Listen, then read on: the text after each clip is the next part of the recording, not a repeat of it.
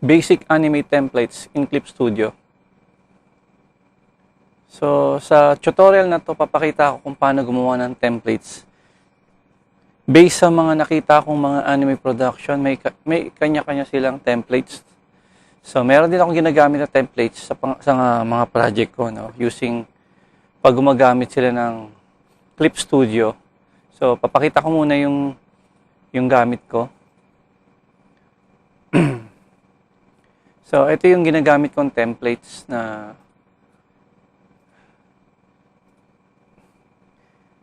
meron na siyang sariling papel. So, depende kung ano yung scan or kung paano yung diskarte ng KA or yung kung standard na ginagamit nila. Pero dito sa base sa ginagamit ko, kung titingnan natin yung page settings, so nakabase ako sa 1920 by 1080 na sinobrahan dahil meron akong peg bar plus yung shape frame, di ba? Pero ito yung pinaka blue, yan yung pinaka 1080 na shape, 1080 o 1920 by 1080. At meron tayong resolution na 200. So depende sa sa scan or depende sa ibibigay na kung galing sa manual o traditional yung KA, doon tayo magbe-base. Pero binibigay pa rin nila yung kailangan meron silang guide na ibibigay. So, yun. So, ito yung ginagamit ko na papel para sa KA and in between. So, pasok pa rin siya sa 1920 by 1080. So, makikita natin dito sa right side, ito. So, meron tayo ditong, yan yung peg hole o yung crane guide. Then, meron tayo ditong camera. Ayan yung camera. Yung blue. Well, actually, hindi naman kailangan yan unless na required itong camera. Pwede namang wala yan kasi meron ng guide yung natin. Yun. Pero, meron tayong yung nilalagyan ng KA. Yan yung KA. Kung kailangan ng maraming cell sa KA. So, yun. At meron tayo sa in-between. Yan, yung in-between. So, may naka-ready ng papel na 1, 2, 3, 4. O, depende sa inyo kung ilan yung gagawin yung templates. Ako, ni-ready ko lang. Pwede naman yung ma-duplicate. So, under ng mga papel na yan, meron na sa loob na color indication. So, ito yung ginawa kong color indication, based sa anime style. So, meron tayong box line or line, yung black line. Meron tayong line red, line G, line B. So, line P, kung kailangan. Pwede ka pa kung kailangan pa ng additional, mga additional color. Pero limited kasi limited ang Clip Studio sa colored, no? Limited. So, tignan natin. Pero, pag KA naman, okay lang yan. Then, yung shadow. Ang shadow ko, pwede lang 50% yan. Pero ako ginagawa ko na siyang 25 para medyo malabo. Hindi masyado takaw attention sa in-between. Or sa KA. Kung dyan yung gagawin yung Tapos, may isang setup pa na nakita ko. Eto, buksan ko lang. Isang setup. Parehas lang yan. Magkaiba lang yung naming eh. Nasaan ba yun?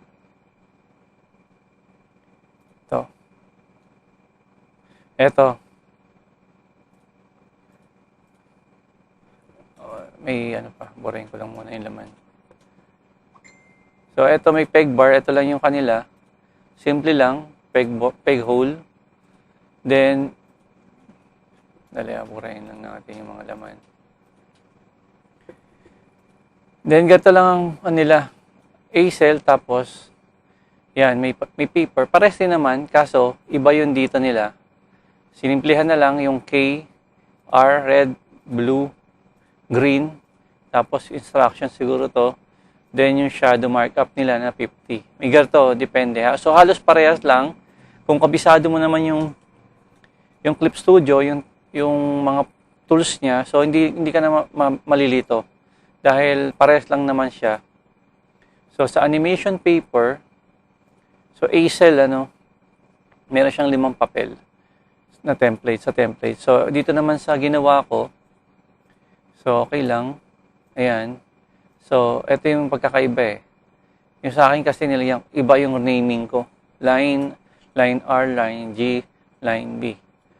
Tapos, ang mapapansin mo pa, gumawa ako ng shortcut dito eh. Kasi sa stylus, pag pinipindot mo yung 1 is black, then 2 is red, green is 3. Ayan, yung 3. 3. 2 is red, green is 3, 4 is blue, and pink is 5. So, nilagyan ko siya ng shortcut, no? Para kahit na nandito na ako sa may drawing paper, so pindot-pindot lang ako dyan sa color sa keyboard yung 1, 2, 3 dito sa taas ng QWERTY. So yan na yung pinag-ginawa kong shortcut. So ginawa ko siya ng shortcut sa auto action, based sa auto action. Nasaan yung auto action? Ito. Ayan, no? So yan, ginawa ko siya ng shortcut, yung mga yan. So ito to. So kung titingnan natin yan, paano ba ito? Iyan. Ito. Kung titingnan natin, ayan, ginawan ko siya ng shortcut. Para siyang Photoshop eh. Nagagawa ng shortcut. So, ito rin. So, ginawan ko muna siya ng ginawan ko muna siya ng shortcut na ito is red. Ayan. Kaya mapapansin nyo, yung value niya, ayan, red. So, ibig sabihin, once na pumunta ka sa line R, red lagi ang kulay niyan. Kahit anong pindutin mo, hindi siya magbabago. Kasi red siya, naka-value siya as red. Same din sa iba, ayan, naka-value siya as black. Same din sa green, ayan, naka-value siya as green. Then blue, yan. So, nilagyan ko na siya ng color indication. So, after nyan, so nilagyan ko naman siya ng shortcut dito sa shortcut sa tools o auto action. Tingnan natin auto action. Ayan. Ayan, diyan ko na nilagay yung keyboard shortcut. So pag pinipindot ko yung black or line ng 1, napupunta siya sa 1. Ayun, yung 1. So pag pinipindot ko naman yung 2, ayan, ito keyboard shortcut to eh. Napupunta siya sa 3, 4, yan. May mga color na siya. Ayan. So, nilagay ko na siya. Then, yung shadow markup, nilagyan ko nga ng Q eh. Tingnan natin kung effective. Q. So, yun. Kung babaguhin natin yan, try natin baguhin na. Q. Ayun. So, nagka-Q pa rin siya. Dati kasi nilagyan ko ng shortcut, once na pupunta sa shadow markup, automatic nagiging 25%. Pero okay lang yun. Pwede naman siyang baguhin dito. Malaga, 1, 2, 3, 4, 5. Ayan, 1. Pwede ka na kahit anong piliin mo, automatic na siya sa loob ng papel. So, halimbawa, mag-drawing ka na. So, ayan. Kailangan mo ng red. Ayan, red. Hindi na ako mag-click dito. Blue for shadow. Then, green. Yan. Green is 3. Ayan na siya. Black ulit. Then, pink. Yung 6 natin. Ayun, may pink. May pink na tayo. Yung 5.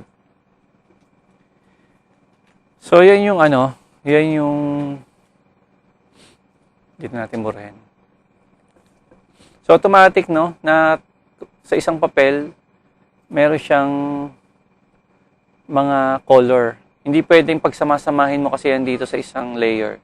So, kailangan may RGB, then yan ay standard sa anime eh. So, kada papel niyan, ganyan siya, meron siyang So, anong ibig sabihin nitong animation cell? preview yan itong papel, yung loob. Kaya pansin mo, ito, hindi niya pinapakita yung loob. Pero pag pumunta ako sa pour, nakikita mo yung loob ng pour, ng paper pour. Same yan, pare-parehas lang naman yan. So example, dito tayo sa 1, example lang, gawa tayo dito ng circle. Yan, kunyari kung circle tayo. So, nandito tayo sa 1. So, pumunta tayo sa 2. Yan, sa 2. So, click natin ulit yung... Ay, teka nga. Kaya pala. So, pansinin nyo, hindi siya nagsusulat, ano? Kasi, wala pang papel sa timeline. Hindi pa siya naka-X-sheet. So, gawan natin ng X-sheet. Ayan o, yung 2, 3, and 4. Ayan. So, kanina, hindi mo siya masusulatan dito sa drawing paper kasi hindi mo pa siya na-fill up sa X-sheet dito. Kaya kanina. Pero ngayon, kung mo nandun na siya, ayan na siya. So, kung sa 3 tayo, ayan. So, 4 yung last. So, punta tayo sa black. Dito tayo. So, yan. Ngayon, kung pupunta natin isa-isa, ayan. Pansin nyo, dito sa drawing, ayan o. So, makikita nyo yung nakakapagawa ka na ng animation. Based dito sa, dito. Ayun pala yung ginawa kong, timing.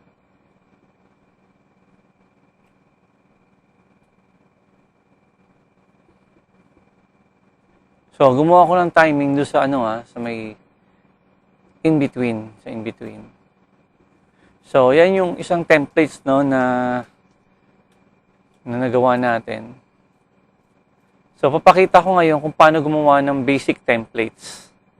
So, pinigyan ko lang ng preview, itong templates. So, papakita natin paano ba gumawa ng templates based sa, animation paper. Kasi ito, iba. Eto, pansinin nyo, hindi ko siya magawang, yung shortcut hindi gumagana. Pero yung shortcut ko sa colored, gumagana siya. So nga lang, kung hindi ako gumawa ng templates na to, yung hindi niya tinatawag yung RGB. So another, naman yan? Another shortcut na naman ang gagawin mo dyan. Modify shortcut. Pero okay lang, kung ganyan, at least, pag read natin, na may gumagana yung auto action natin sa color indication dito. Ayan o. So, dito lang hindi kasi line R, line B, line G yung ginawa kong shortcut yan eh. Ayan. So, gagawa tayo ng shortcut ngayon. Etong peg bar na yan, ito kasi based on, gumawa talaga sila dyan eh, based sa scan or kung, dinrawing lang yan o. Ayan. So, gumawa lang sila dyan ng pattern. Pero sa atin, ang gagawin natin, eto, papakita ko to, parang gawin to. Ayan. So, gamit tayo ng papel na depende sa papel na natin. Basic lang muna yung gagawin natin. So, mag-new tayo, new. So, pag nag-new tayo, so, meron pagpipilian, So, pipiliin na kagad natin yung animation. Tapos, yung file name, kunyari, IB template 001. So, ayan. So, resolution is 200. Frame rate, 200. Anime. So, meron na siya ditong binigay na height and width. So, yung height natin is... Yung width natin masyadong malaki yung binigay na width, no? Pero okay lang yan. Pwede kang gumamit ng custom na gusto mo. Kung 1920 by 1080, standard HD. Pero gamitin na natin to. Depende sa'yo depende nga kung ano yung gagamitin mo eh. Pero ito, try na natin itong gamitin. I-okay mo lang, tingnan natin mangyari. So, ito yung default na mangyayari, no? So, automatic, gumagawa na kagad siya ng animation paper. Diba? Meron na siyang isang papel. So, yan, dodrawingan mo na yan. Yung isang papel. Kasi naka-registered na siya, kagad, automatic. Yung default niya is naka-registered na agad. Ito, yan yung papel. So, isa pa lang ang papel na nagawa, kaya wala pa tayong makikita ritong iba. Pero kung ang gagawin natin is anime templates. So, kailangan meron tayong papel, saka yung cell, yun ang tawag. Itong animation folder, yan yung cell eh. Example, ito yung A cell natin. Yan yung A cell natin, ang unang gagawin natin. Sa X-sheet, sa blank X-sheet, yan. Ito yung X-sheet eh. Yun yung A cell, ayan o, A cell. So, sa A cell, kung maglalagay tayo ng number ng papel, 1, 2, 3, 4, 5. Meron 5 papel sa A cell. Diba?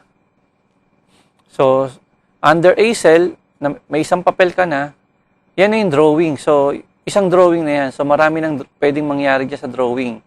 Na kailangan mo ng black, red, green doon sa isang drawing pa lang. Kung ang tumatakbo yung character o naglalakad. So, yan na yun. 1, 2. Yan yung isang drawing. So, eto yan. Eto ngayon yan dito sa Clip Studio. Eto yan yung A cell.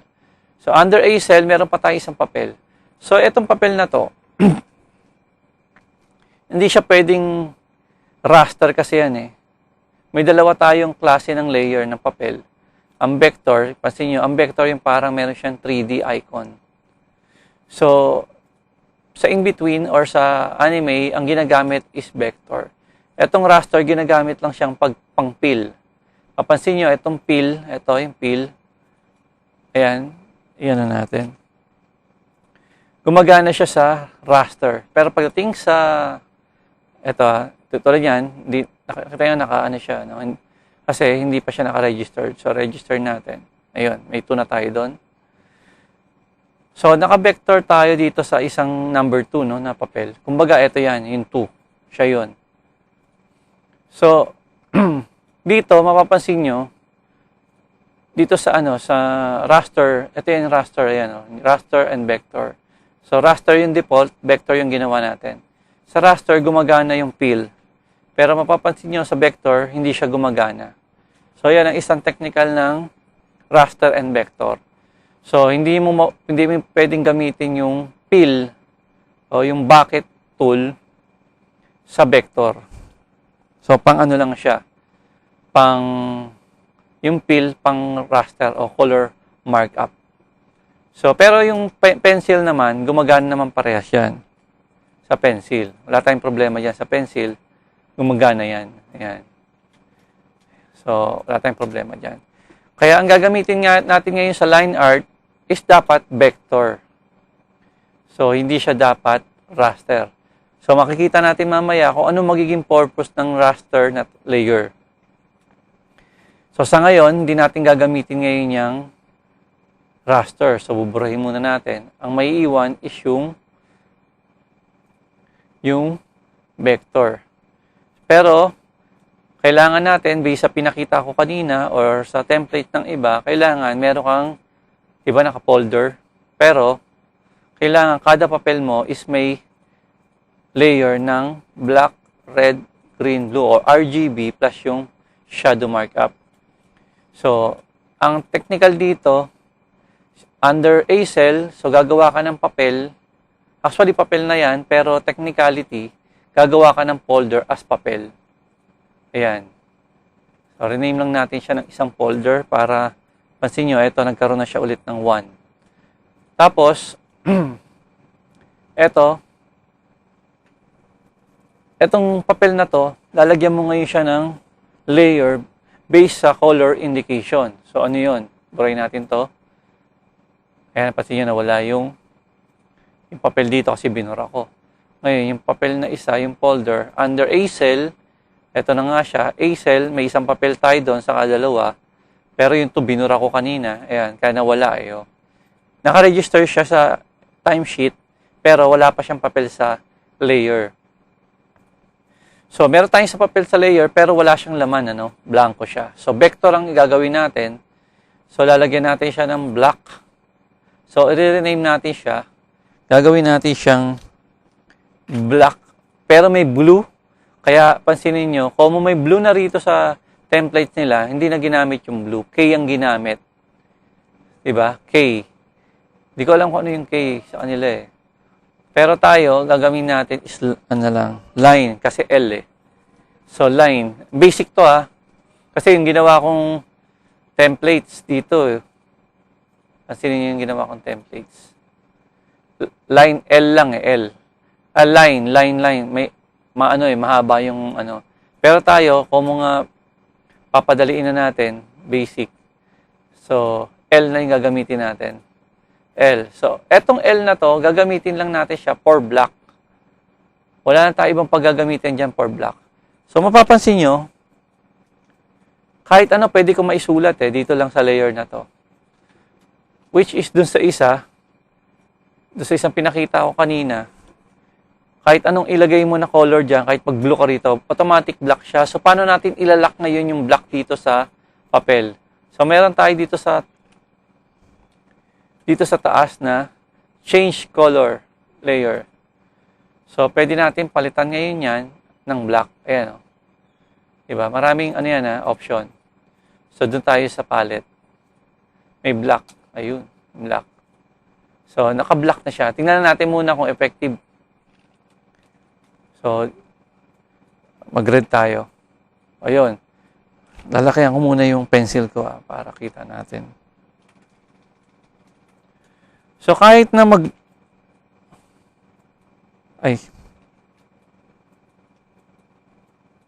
So, nung nag-green ako, ganun ang nagigigray siya, no? Kasi meron siyang white na subcolor. So, palitan na rin natin yan. Gawin na rin natin black para talaga totally black na lahat. Ayan.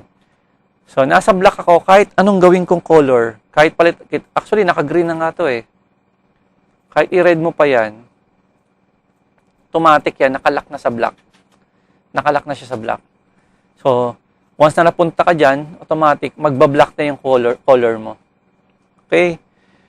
So, nakalock na yan. Next natin color, kasi nga bubuin natin yung sa anime RGB saka yung black So, next color natin, ilalim natin yan. Lagi nasa ibabaw ang black. Standard dyan sa anime.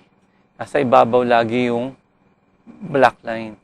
So, ang next natin is red. So, R. R na lang natin. So, pwede rin ako magsulat dito ng black, red. So, ilalak natin siya ulit. Palitan lang natin yan ng red. Same dun sa subcolor para wala ng light color. So, any color, actually, naka-black na yan. So, kahit anong kulay mo dyan, nakalock na siya sa red. Dahil nilock na natin yung Tapos, pwede tayo maglagay dito ng tawag dito. Teka. Alam ko pwede rito. Ayun. Ayun nakita niyo to. Red. So, nakita niyo, naka-ano siya sa red. Ito, wala na, okay na yan. Default na natin yan. So, para indication lang na red yan. So, kahit anong kulay pag gawin mo dyan, nakalock na siya sa red. So, next natin is green. So, green, no? So, lagyan na natin siya ng ng green para automatic. Then, palitan natin ito ng layer color. Gawin na natin siyang green. So, standard sa anime itong green na to Ito, yan. Standard yan Then, yung subcolor, palitan na natin ito. So, meron tayong green. Actually, itong black is used sa mga line art. Itong red sa highlights, sa mga effects. Yan, sa highlights ng mata, effects, highlight ng color, yung mga ganyan, yan yung ginagamit. Yung green, pwedeng additional line for effects or or mga detail ng mga clothes. Depende kung saan nyo gagamitin. So, kailangan iba-iba color kasi yan Then, isa sa gamit na color, yung blue. So, i-blue natin. So, blue. Layer color natin, itong blue na to. Then, subcolor is blue also. So, palitan na natin yung kulay nito. Blue. So, nabuo na natin yung RGB. Tapos, kung may additional color na kailangan, so, mag-add lang ulit tayo ng isa pang vector layer. So, lumabas. Kaya sa ilalim. Gawin na natin pink. Kasi yung pink gamit din to ginagamit din tong pink na to eh. Ayan o, yung pink na yan. Ginagamit din yan sa anime. Actually, sa markup, ginagamit din yan. Itong pink na yan. Then, anong purpose ng raster? Pakita ko anong purpose ng raster. Lagay muna tayo ng isang raster sa ilalim. So, papalitan natin siya as shadow. Actually, shadow markup yan eh. Pero shadow na lang ilagay natin. Then, dapat 50% lang siya or 25%. Gawin na natin. Ako ginagamit ko kasi 25% lang eh. Para mas maganda. So, anong purpose niyan? Example, kita ko yung purpose nitong shadow.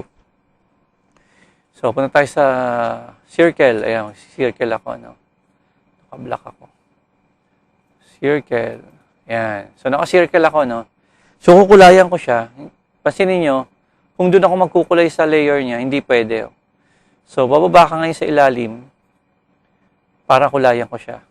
Ngayon, dito ko gumagana tong red, no? Yung color ng red. Kasi nga, hindi naman siya nakalock. Diba? So, kung gagawa ulit tayo ng circle, by black. Ayan, nag-black ako. Gawa tayo rectangle naman. Tama, rectangle. Tapos dito. Ayan. So, dito ako gumawa, no? Dito, kunyari, meron pa rito. Tapos, papalitan natin, kukulayan natin, pupunta tayo ng color yellow. Then, punta tayo sa fill, F. So, yellow na siya. Ayun na, na-off natin. So, yun yung purpose, ano, kung bakit kailangan hiwalay natin yung markup na layer. Yun. Kulayan natin iba. So, itong mga color na yan, mga nagagamit yan eh. Orange, nagagamit din to. Yun yung mga gamit. So, yun. Maganda yung color, ano lang, no? Yung wag masyadong matapang na ganyan. Kasi malilito yung ano eh. So, okay na yung mga 25% or 30%. So, okay na yan.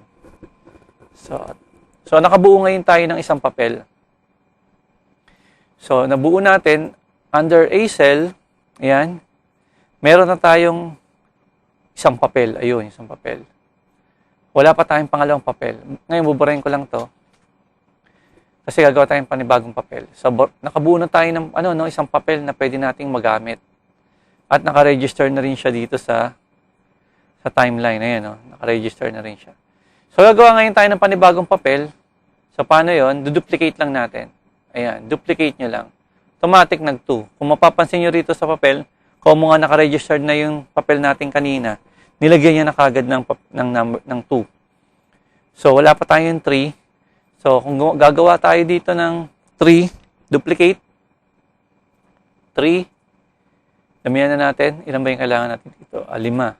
So, as many as kung ilan ang papel ng A-cell na drawing. So, 5. Pansinin nyo, hindi pa siya naka-register, pero kung sisilipin natin siya dito sa i-right click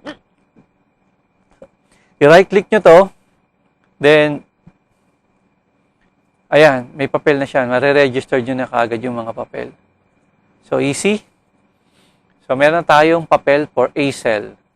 Ngayon, example, sa BA, meron tayong papel din. 1. Ayan, 4. 5. 6. 7. 8. 10. Kunyari may 10 paper tayo. 10 paper tayo sa B-cell. So, paano natin gagawin yon? Ang pinakamadaling gawin lang nun, i-duplicate nyo lang yan, yung A-cell. Tapos, i-rename nyo lang siya as B-cell. Oh. So, under nung kanina, pansinin nyo, sa timeline, nagkaroon na siya ng A and B cell. Kasi nga, dinuplicate na natin yung isa. Automatic siya, no? Then, kung 10 paper yung kailangan natin dito sa X-sheet, 10 papel, so, duplicate nyo lang ito ng i-duplicate. Gumawa na ako ng shortcut kasi ng duplicate eh. Gumawa na ako ng shortcut. So, duplicate ko na lang to. So, papansin nyo, sa B cell, meron na tayong 10 na papel. 6, 7, 8. Ngayon, ito pwede nang palit-palitan yan eh. Halimbawa, ito 10. O, di ba? Napapalitan dyan. Depende nga sa timing. Kunyari, 1, 2, 3, 10. Tapos dito, back to 1. Yan. So, napapalitan niya kasi nahawak mo na tong mga number eh.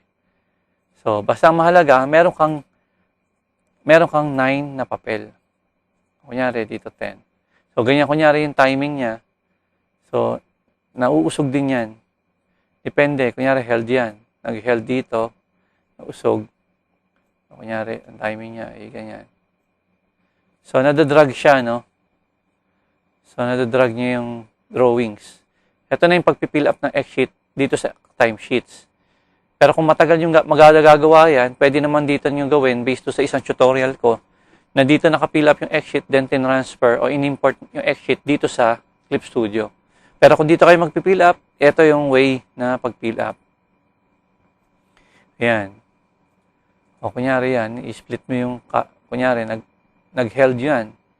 O yan, split yan, buray mo na yan. O kaya, iusog mo. O, ngayon, pwede mo na itong delete. O yan. Para siya nagkaroon ng X, no? So, wala siyang drawing. Tapos, nag-resume siya sa 9. Pwedeng ganun. Okay, nag-cell transfer siya rito. So, cell transfer siya rito, then bumalik siya dito sa 9. So, may mga ganung, depende sa X-sheet. So, medyo na yun, advanced na yun eh. Pero pinapakita ko lang kung paano gumawa ng papel. Then, kung kailangan mo ng C-cell, kunyari may C-cell, is held lang. Kunyari, held lang ang C-cell, isang papel lang. Pwede naman yan. Duplicate mo lang ulit to. Rename mo lang as C-cell. O, yun. Then, up mo lang. O, meron ka ng A, B, C. So, isa lang naman, kunyari, isa lang naman ang kailangan mo sa C-cell. Hindi naman kailangan yung iba. Iba. So, delete mo lang lahat yan. Delete. Delete. Kasi held lang naman eh. So, held lang yung C-cell. Ayan. So, kahit may papel dito, kung hindi mo naman i-register sa timesheet, okay lang yun, hindi siya mababasa. Pero kung gusto mo talagang sakto, pwede mo naman i-shift, select, then delete, para isang papel lang talaga doon sa C-cell. So, gets, no? So, yan yung basic na paggawa ng templates ng papel. Then, may tutorial ako para kung paano mag-import ng papel. Depende nga sa So, kasi dito sa mga template na binigay sa akin, sa akin ginawa kong isa, meron ng peg hole. Ayan, guide nila yan eh. So, in-scan nila, then, tinrace nila yung peg hole, tapos nirename nila as peg hole. Same dito naman. Ito naman, based sa in-scan nila, yan, inayos din nila, may peg hole ng, ito peg hole plus yung peg hole plus yung, ito yung standard camera frames, kaya sinukat talaga nila. Kaya nilagay ko dyan. Nilock ko na rin yan. No? Ngayon, naka-drop siya eh. Ito, ituro ko sa ibang tutorial. Naka-multiply siya kasi kung di mo multiply yan, solid yan. So, tumatagos na siya dito sa mga papel na to.